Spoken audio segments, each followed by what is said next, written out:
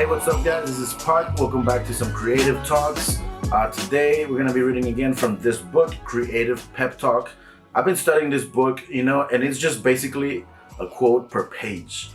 And, obviously, it's going to take me some time to finish it. And it's just so deep because every page contains like a huge conversation, and especially if you look into the artist, if you look into the person who gave the quote, and if you study this topic, you can just get so much content from one page and one quote if you really want to. As far as this channel, I'm just talking, broad spectrum of the ideas, and just basically I just pick a quote that I haven't read before, and I just share it in front of the camera and just kind of like express and kind of go. That's why I kind of stumble on my words sometimes, because I'm just trying to put my thoughts together, because it's basically like a real conversation that I'm having with you, about something that I just read, that I wasn't planning on, that I didn't study beforehand. So just try to pick my brain into these different areas of my life and work. So let's check what we got today. Today I opened this book, and this quote by Andrew Nair. It says, "Stop making sense." This is the graphic. Stop making sense. Don't sell yourself short. Too often, I would not charge enough for my design time, only to later realize I was creating the biggest obstacle to my success. If you devalue your contribution to a project, then your client will do the same. Your work is a custom solution to a client's problem and should be priced accordingly. Make sure to build all your costs into each project.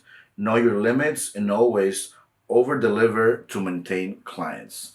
Wow, stop making sense. It's such a big quote, and such a big thing for freelance designers, freelance videographers, freelance photographers. And at the moment, I would not consider myself a freelancer. As far as a couple years ago, 2 years ago, I was doing freelance aside from my full-time job.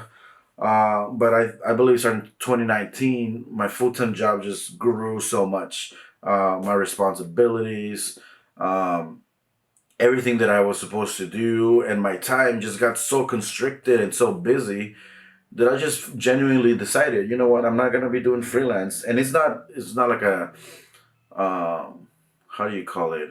It's not a permanent decision.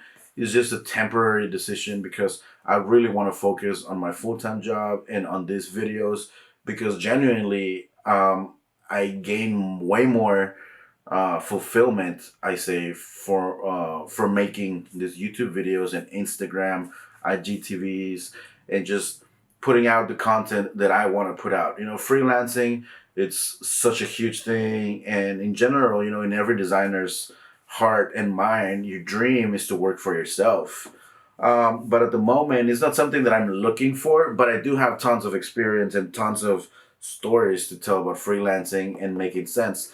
Especially, before I became a full-time lead director at my job, I was doing so much freelance and getting so many clients and just trying to get that hustle.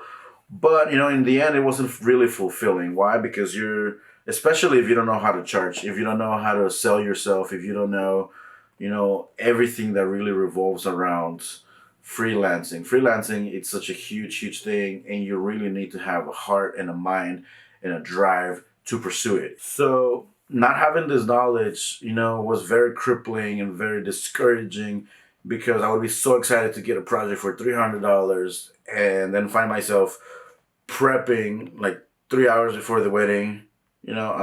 Before prepping anything else, like getting ready, getting dressed, getting my equipment, borrowing a camera, or purchasing a camera with my savings. I don't know, whatever I did back then, and then spending 8 hours plus at this event, very constricted by the coordinators and by the people expecting a project. You're getting guided like during the whole time, and then going home, super tired, getting ready to edit, and editing for 3 days, only to hear back from the bride or the groom, that they don't like the color, that they were looking for something else, that what about this other picture, and what about this family member. and then your project extends and they want revisions and revisions and revisions and revisions, and you don't have, it's just a huge project and it's a huge scope of work that you did not um, take into consideration. So that was the very, very beginnings of my freelance work.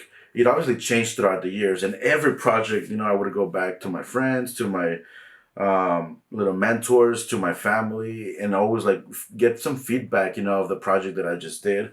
And it always came back to like, you're charging too little. The project was great. The clients loved the work, but it was just frustrating for me and it wasn't fulfilling because now I was working for a full week for something that costed a couple hours of work.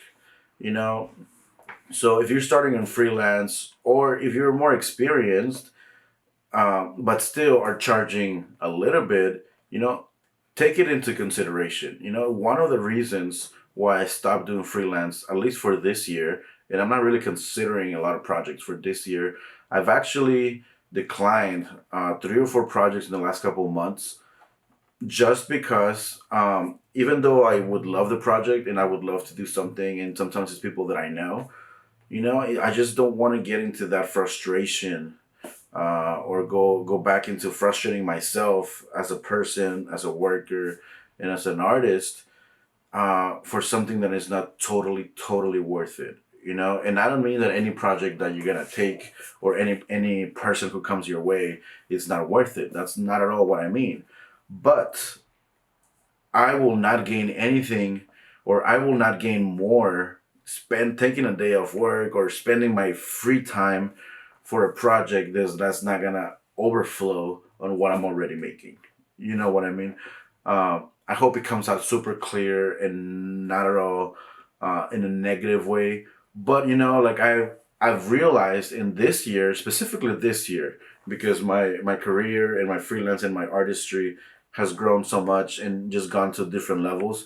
But I realized this year that I have two, and for the sake of this conversation, I will mention there's two sources of the greatest income in my life. One is financial, the second one is time.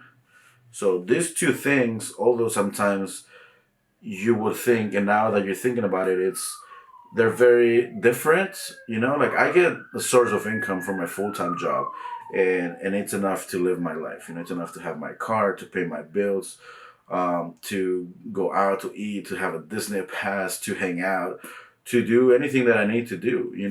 And my source of income is it's good, and I do that because I continue to produce and produce and produce on my job without failing, without allowing any freelance or any personal projects or any family time or anything to come in between my work. This is why I'm successful in my job. But also, I got my free time, and my free time, it's very important. It's very important because it's what keeps the energy, it's what keeps this projects going, and it's the self fulfillment. The self fulfillment to do your chores, to see your family, to see your friends, to talk to an audience, to build a YouTube channel, to maintain your Instagram, to go to Disneyland.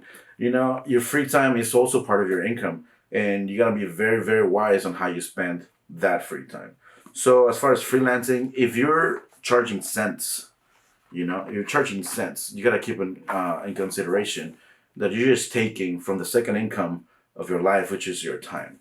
So if you're gonna spend 8 hours in a one day for a wedding, and spend the next 3 4 days editing, you're consuming the second resource that is more valuable to you, which is your time. And if the amount of money that comes in is not enough, then you better be freaking satisfied. And I think that's what I've learned. You better be super, super satisfied with the product that you're doing. One, because it's a project that you care for. Two, it's a project that you want in your portfolio, something super special. Three, it's great for networking. It's gonna open a lot of doors. You're gonna meet a lot of people.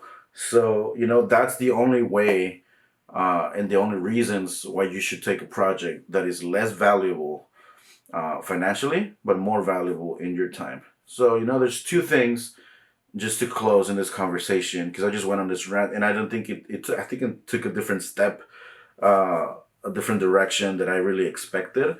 But I think just to close, I just want to remind you, there's two sources of income in your life that are the most valuable, which is your finances and your time. And your finances, you got to produce to get reimbursed your finances, which is your job. Or if you work for freelance, you got to produce a lot. So you get a lot of income and you get to work for yourselves, and it's best case scenario. But the other source of income is your time. If you're going to do a project that's going to require you 2 hours, really consider what's going to happen in those 2 hours. Where are you going to travel? What equipment do you need to rent, buy? What finances you need to invest in order to, gain something back. So to close up, I just want to reiterate those two types of income that you really, really should put value in your life, which is your finances and your time. If your finances are straight, because you have a full-time job, because you do freelance, that's awesome. Like, keep it up. That's the one thing that's most important. Your finances, you gotta keep that straight. And also your free time. And your free time, I don't mean your lazy time. I mean the time of the day that you're not producing for your financial income. It's the time of the day that you get to produce your YouTube channel, your Instagram, your side business, your family, your friends, your relationships, your church, anything else that comes aside from your full-time job. It's another sort of income, and how are you going to spend it? And you're going to spend it on things that are most valuable to you. If you're spending 8 hours a day working in a wedding plus 3 days of editing, and you're charging 3-4 hour price, you're gonna suffer it, and I can tell you that because of experience. I cannot stress so much how experience has built me to this point of knowing that my full-time job is satisfying enough. In my free time, I don't need to be hustling to work my two free my 2 days off. I don't need to be working my 2 days off, because it's not gonna pay more with work than my full time job. And that's just my experience. For some people, yes, it does. For some people, they do some freelance work or they do some other side things on their free time, and it's much more valuable. But that's how you gotta be self aware, and then you have to just balance your options. If you're gonna do freelance, don't charge cents. I get a lot of friends just come and ask me, because I've done it before. They're like, "Hey, how much should I charge for this project?" And I'm like, "Well, consider your time, consider how much time of editing after it's gonna take you, consider your transportation, because you're gonna be spending money on gas. Consider you're gonna be spending money on your lunch.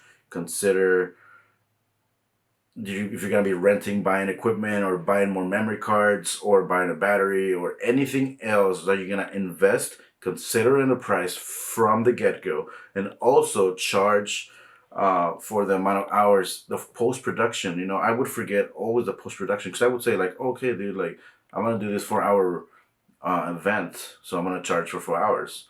But 4 hours, the 4 hour event was just the foundation. The editing and post production was the biggest chunk, and was the part that was the most difficult, and it's also the part that the client does not see. So for them, like, hey, you just worked 4 hours, like, where's my finished, like, 30-minute video?